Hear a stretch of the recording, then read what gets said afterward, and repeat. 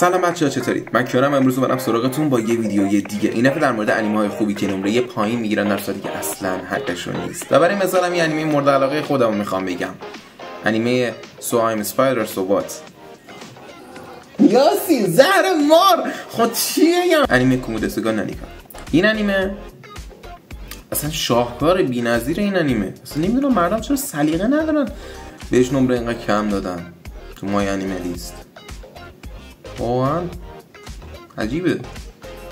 از نظر من که خیلی خوبه. نکته اصلیش همینجاست. نظر شما به تنهایی هیچ اهمیتی تو مای انیمه لیست نداره. شما میتونید نظرتون رو برید تو سایت مای انیمه لیست وارد کنید. اون نمره نهایی که میده میانگین نظرات شما و مردمه.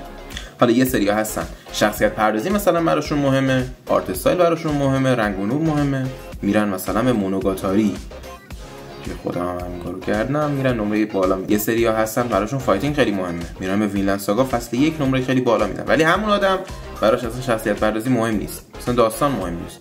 میره مثلا مثاله میره به فصل 2 همون انیمه وینلند ساگا، همون مانگاکا نوشتهش، میره نمره پایین میده. چیزی که تمام این مدت میخواستم همه اینا رو جمع کنم، این مقدمه رو گفتم که بگم، اینی که وقتی شما یه انیمه رو میپرستی فکر میکنی که این انیمه بهترین انیمه دنیاست، مثلا اتک آن تایتان، شما فکر میکنی آقا اتک آن تایتان دیگه بهترین انیمه است، دیگه نه انیمه بهتر از این میخواد بیاد، نه از این انیمه قبل از این بهتر از این اومده، تموم، اتک آن تایتان خداست. وقتی به این فکر میکنی، اگر 1% احتمال بدی که من دارم شاید اشتباه میکنم،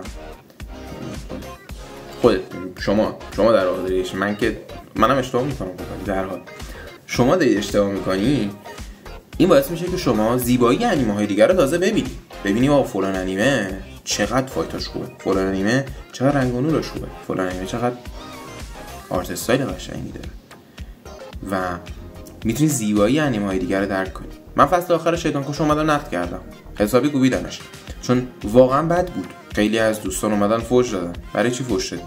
به جای این کار میتونستید برید فصل قبلی انیمه رو ببینید و ببینید که واقعا چقدر ضعیف بود نسبت فصل قبلش. اومدم اینو بهتون بگم. ویدیو بازم میذارم به زودی، خیلی زود. حتما برام کامنت بذارید. همین. خدا نگهدار.